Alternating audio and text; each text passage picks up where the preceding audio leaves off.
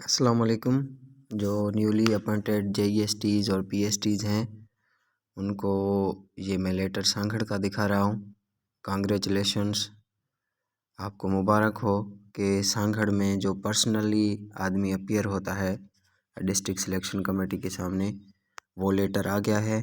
21 से लेकर जो है कैंडिडेट्स पर्सनली अपीयर होंगे, डिस्ट्रिक्ट सिलेक्शन कमेटी बैठेगी और उनके जो डॉक्यूमेंट्स हैं, उनका जो रेजिडेंस एड्रेस है, उसको वो देखकर उनसे सिग्नेचर लेंगे, जिस पे उनका नाम, उनके स्कूल का नाम, उनके फादर का नाम, उनके यूसी का नाम लिखा होगा। सामने सिग्नेचर लेंगे कि आप अपीयर हुए। ये सिग्नेचर इसलिए है कि आप अपीयर हुए, और दूसरा ये सिग्नेचर इसलिए है कि जो आपको स्कूल मिल रहा है आप उसको एक्सेप्ट कर रहे हैं। कल मैंने आपको पॉलिसी भी दिखाई थी, उसमें ये लिखा था कि क्लोजिंग डेट के बाद कोई भी डॉक्यूमेंट हो वो एक्सेप्ट नहीं होगा। उसके बाद मुझे पर्सनली व्हाट्सएप पे मैसेजेस आना शुरू हो गए। कुछ दोस्त इसको लेकर कंफ्यूज हो गए हैं। मैं थोड़ा क्लेरिफाई कर दूं कि अगर आपका जो डेट ऑफ अनाउंसमेंट है रिज़ल्ट का, यानी अप्रैल से पहले आपने अपनी डिग्री कंप्लीट की और उसका रिज़ल्ट भी आ गया, तो मार्कशीट भले आप आज ही निकालें, क्योंकि मार्कशीट जब आप लेते हैं ना तो उस पर आज का डेट लिखा होगा जिस दिन आप लेंगे।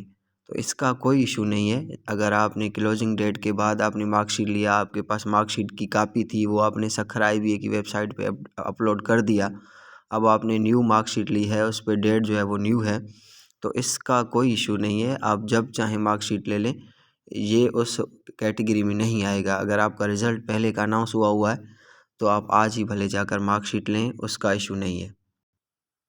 उसके बाद अगर नाम में थोड़ा फ़र्क है, जैसे मैंने आपको पहले भी बताया था कि अब्दुल खालिक है, जैसे अब्दुल हक है, मुश्ताक है, अक्सर नादरा वाले UE लास्ट में नहीं देते NIC में, जब आप इंग्लिश में बनाएंगे NIC, तो इसका भी कोई इशू नहीं है। नाम आप ही का है, थोड़ा बहुत अगर स्पेल मिस्टेक है स्पेलिंग, तो इसका भी कोई इशू नहीं होगा।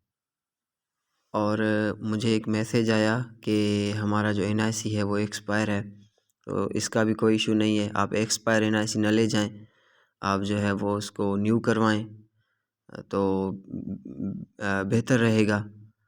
तो अगर आपका NIC एक्सपायर हो गया क्लोजिंग डेट के बाद, आपने न्यू कराया और आपको उसका जो इशू डेट है वो चेंज हो गया, तो इसमें भी कोई इशू नहीं है। अगर उस पे एड्रेस जो है डोमिसाइल और आपके NIC पे एड्रेस सेम है, लेकिन इशू डेट में सिर्फ इसलिए चेंजिंग आई है कि आपने उसको कोई मॉडिफिकेशन नहीं करवाई, आपने जो है अपना, आपका एक्सपायर हो गया था, आपका गुम हो गया था, इसलिए आपने न्यू जो है वो NIC बनवाया, तो उसमें भी कोई इशू नहीं होगा।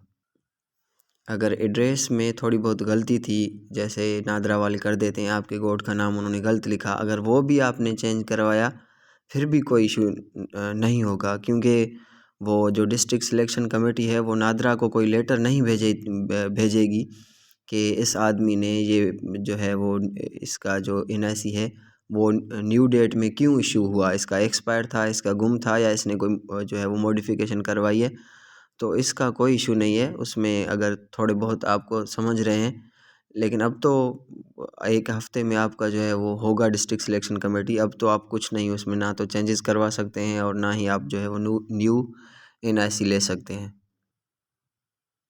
उसके बाद हम आपके ट्रेनिंग की बात करते हैं, जिसका डेट आ गया है। 24 दिन का ट्रेनिंग होगा आपका। उसमें आपने ये करना है कि लास्ट में आपने पोर्टफोलियो बनाना होगा, जिस पर वो आपने सबमिट करना होगा अपने टीचर्स को, उस पर आपको मार्क्स मिलेंगे। तो पोर्टफोलियो क्या है ये मैं आपको थोड़ा सा बता दूं ताकि आपको आसानी हो आगे से। उसमें आप जितने जो भी सीखेंगे वो लिखेंगे। जो पहला पेज होगा वो इंट्रोडक्शन होगा, आपका इंट्रोडक्शन होगा, आपकी आपने कहाँ से कौन सी डिग्री की, जैसे CV बनती है, पहला पेज आप अपना इंट्रोडक्शन का करवाएंगे।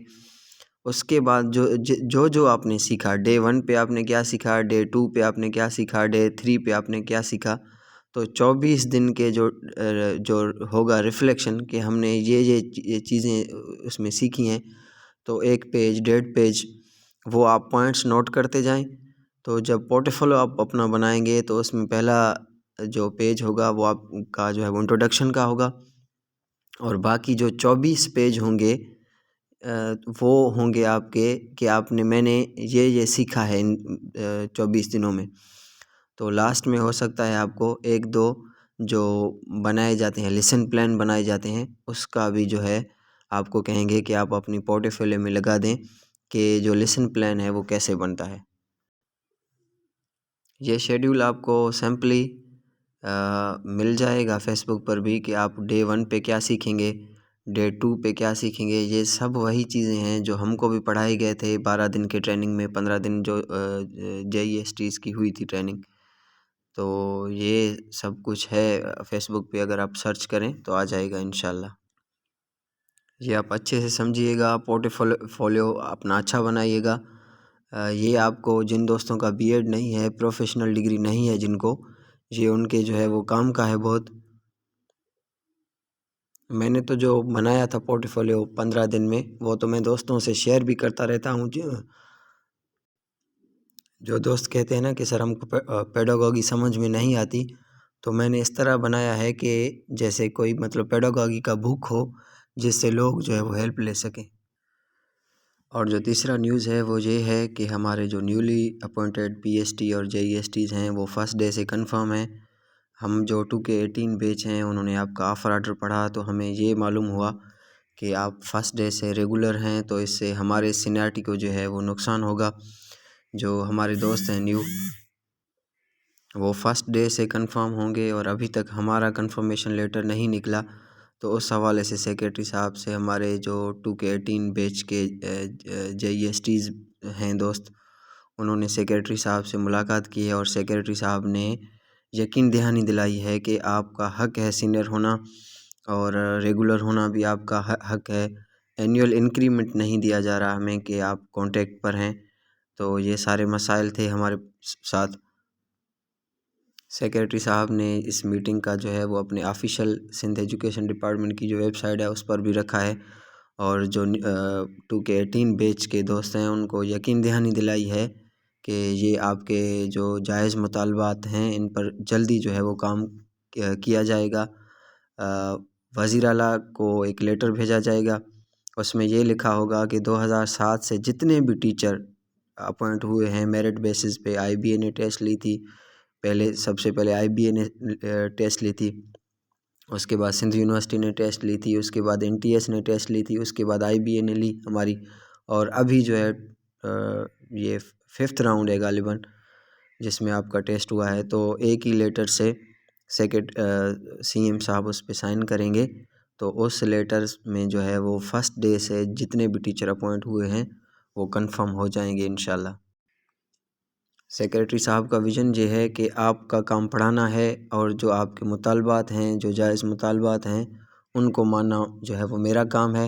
आप अपने पढ़ाई से काम रखें और आपके जो मसाइल हैं वो मेरे हैं।